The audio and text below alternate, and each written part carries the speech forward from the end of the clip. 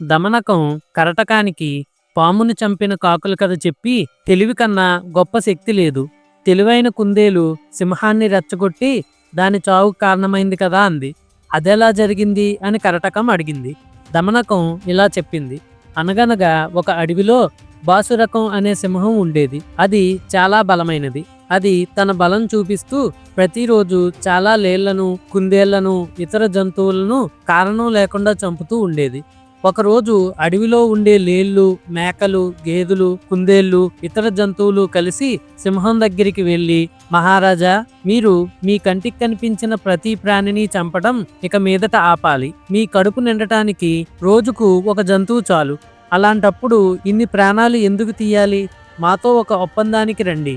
ఈ రోజు నుంచి మేము వంతులు వేసుకొని ఒక జంతువును మీరు ఉన్న చోటుకే పంపుతాము. మీరు కదలవలసిన పని కూడా ఉండదు. మీరు ఈ ఒప్పందానికి ఒప్పుకుంటే మీకు కావలసిన ఆహారం కష్టం లేకుండా దొరుకుతుంది.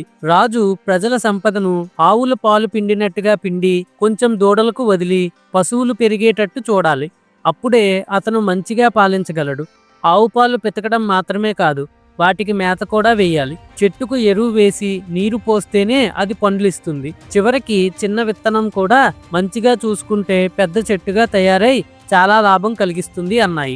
జంతువులన్నీ చెప్పింది విన్నాక సింహం ఏమని సమాధానం ఇచ్చిందో తెలుసుకునే ముందు కంటెంట్ నచ్చినట్టయితే లైక్, షేర్ అండ్ కామెంట్ చేయడానికి ట్రై చేయండి.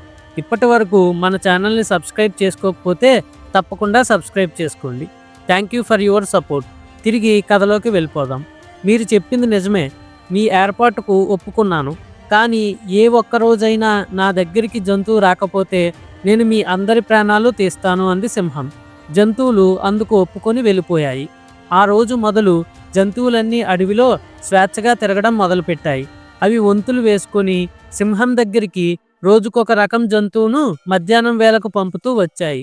ఇలా ఉండగా ఒకరోజు కుందేలు వంతు వచ్చింది. సింహానికి ఆహారం కావాలంటే కుందేలుకు చాలా బాధ కలిగింది. అది చాలా నెమ్మదిగా అడుగులు వేసుకుంటూ నడుస్తూ ఈ సింహాన్ని చంపడానికి ఉపాయం లేదా అని ఆలోచించసాగింది. సింహం తినే సమయం దాటిపోయింది. కానీ కుందేలు ఇంకా ఆలోచిస్తూనే ఉంది. అది ఇలా అనుకుంది, ఈ క్రూరమైన సింహాన్ని ఎలాగైనా చంపాలి. తెలివైనవాడు సాధించలేంది, గట్టిగా అనుకున్నవాడు గెలవలేంది, మంచి మాటలు చెప్పేవాడికి దొరకంది ఏదీ ఉండదంటారు. ఇలా అనుకుంటూ అది ఒక బావి దగ్గరకు వచ్చింది. ఆ బావిలోకి తొంగి చూసేసరికి దాని అడుగున ఉన్న నీటిలో దాని నీడ కనిపించింది. ఒక్క క్షణం ఆలోచించి చెడ్డ సింహాన్ని చంపడానికి మంచి ఉపాయం తట్టింది. దానికి చాలా కోపం తెప్పించి ఈ బావిలో పడి చచ్చేట్టు చేస్తాను అనుకుంది. ఇలా అనుకొని కుందేలు చాలా ఆలస్యంగా సింహం దగ్గరకు వెళ్ళింది. సరైన సమయానికి తిండి అందక ఆకలితో బాధపడుతూ సింహం చాలా కోపంగా ఉంది. అది పెదవులు నాక్కుంటూ రేపు జంతువులన్నింటినీ చంపేస్తాను అనుకుంటుంది. ఇంతలో కుందేలు వచ్చి సింహానికి ఎదురుగా నిలబడింది. అసలే చిన్న జంతువు, అందులోనూ ఆలస్యంగా వచ్చింది. సింహం దాన్ని చూసి కోపంతో, ఒక్క పంటి కిందకు కూడా రావు, పైగా ఆలస్యంగా వస్తావా? ఇప్పుడు నిన్ను చంపి తిని రేపు మిగిలిన జంతువులన్నింటినీ చంపుతాను అంది. కుందేలు సింహం ముందు పూర్తిగా వంగి నమస్కరించి, మహారాజా, నా వల్ల గాని ఇతర జంతువుల వల్ల గాని ఏ తప్పు లేదు.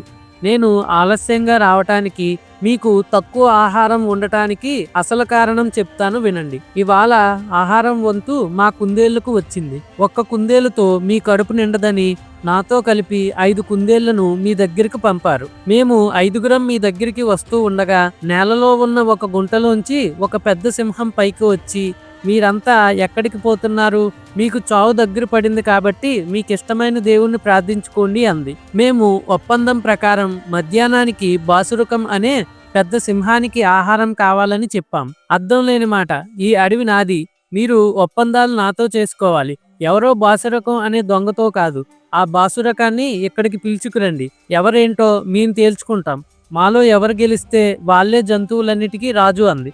ఆ ప్రకారమే నేను మీ దగ్గరికి వచ్చి సంగతి చెప్పాను. నేను తిరిగి రానేమోనని మిగిలిన కుందేళ్లను ఆ సింహం ఉంచేసుకుంది. అందుకే మీకు తక్కువ ఆహారంగా కనిపిస్తున్నాను అంది. ఈ మాటలు విని సింహం, మిత్రుడా, అలా అయితే నాకు ఆ సింహాన్ని చూపించు. నాకు జంతువుల మీద వచ్చిన కోపాన్నంతా దానిపై చూపించి మనశ్శాంతి పొందుతాను. శత్రువులను తొందరగా చంపకపోతే వాడు బలపడి మనల్నే చంపుతాడు అంది. దానికి కుందేలు, మహారాజా, అతని బలం తెలుసుకోకుండా మీరు అతనితో యుద్ధానికి పోవడం మంచిది కాదు అంది. ఎందుకీ పనికిరాని మాటలు, నాకు ఆ సింహాన్ని చూపించు, వాణ్ణి చంపేస్తాను అంది సింహం కోపంగా. కుందేలు సింహాన్ని బావి దగ్గరకు తీసుకుపోయి ఇదే ఆ సింహం ఉండే కోట అంది. అది బావిలోకి తొంగి చూసి మీరు వస్తున్నారని తెలిసి ఆ సింహం అప్పుడే భయపడినట్టు ఉంది, ఇలా రండి అంది. తెలివిలేని సింహం బావిలోకి తొంగి చూసి తన నీడను మరొక సింహం అనుకొని చాలా కోపంతో గర్జించింది. ఆ గర్జన బావిలో రెట్టింపు శబ్దంతో ప్రతిధ్వనించింది.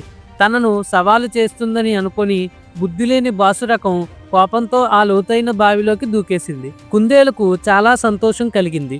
చెడ్డ సింహం బాధ వదిలించినందుకు మిగిలిన జంతువులన్నీ కుందేలును మెచ్చుకుని సుఖంగా బతికాయి. తర్వాత ఏం జరిగిందో నెక్స్ట్ వీడియోలో తెలుసుకుందాం. Stay tuned.